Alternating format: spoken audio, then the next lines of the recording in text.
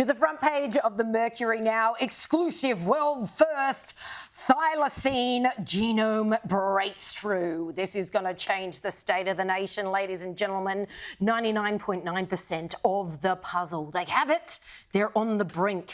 A US bioscience company that is racing to bring the thylacine back from extinction has announced a suite of key milestones in the controversial project, including producing the most complete genome of any ancient species to date. They have also identified the fat-tailed dunnart. That's that little marsupial guy in the circle that you can see there on the front page, to eventually carry the world's first thylacine embryo.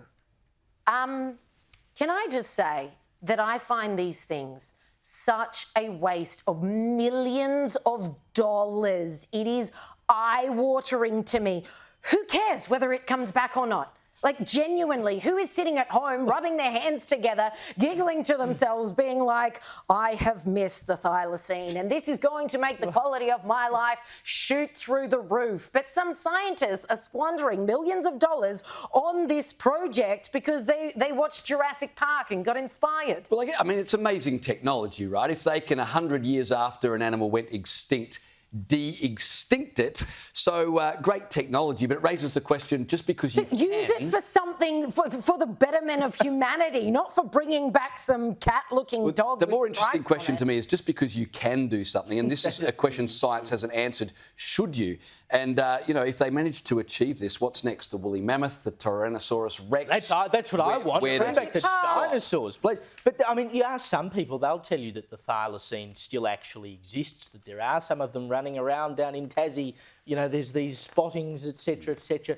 I mean, really, what are we going to do? Oh, great, we've got the Tassie tiger back. Next. Who cares? Be good for tourism. Let's go to the front page of the Daily Telegraph. Metro boom, key to solving housing crisis. We're way off track, reads the headline. Sydney is going to need to build hundreds more metro, train and light rail stations if the New South Wales government has any hope of tackling the housing crisis, a report has found, with housing advocates warning the state cannot afford to stop investing in new metro lines. The article goes on to say that Sydney is trailing behind cities like New York, Paris and London in both the number of stations and the amount of density around them. You know, it's really funny. I wouldn't have thought more metro stations with high-density housing was the key to solving the housing crisis.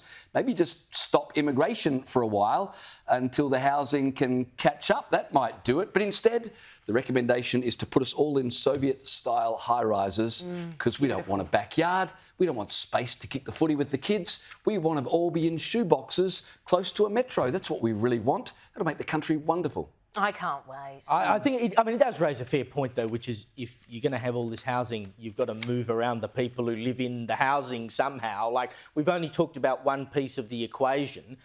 You can't just talk about one piece. You've got to talk about the whole lot.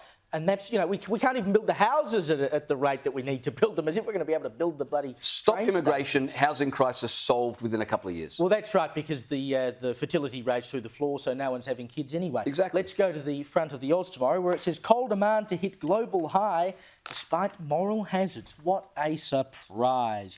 Global coal demand is forecast to hit a new high in 2024, driven by strong growth from China and India. What a surprise. As climate change czar Matt Keane warned that handouts to prolong coal stations in Australia risk creating a moral hazard. And in saying that, he is totally correct, because if you stop giving handouts to keep coal being mined in this country, there is a great moral hazard, and that is that you will consign millions and millions, if not billions of people in India and China to lives of abject poverty because you don't give them the opportunity to build industry that pulls them out of that poverty. Unknowingly, he's actually hit the nail on the head. Well, here's another moral hazard. We are impoverishing a free democratic nation while enriching a communist nation that has us in their sights just to our north. I would have thought that is a moral hazard that maybe our politicians might think about. No, why would they think about that? Imagine having cheap power. God, we couldn't possibly have that in a first world nation, could we, James? Another story on the front of the Oz Tomorrow very quickly. PM's buy takes a negative turn. Labor MPs are pushing for negative gearing changes to be put on the table. In the wake of revelations, Anthony Albanese purchased a $4.3 million beachside home, threatening a pre-election schism between Prime Minister and Jim Chalmers over housing tax policies. Oh, mate, I bet he didn't think that was going to happen when he paid for that house, did he? Well done, Albo. Good job.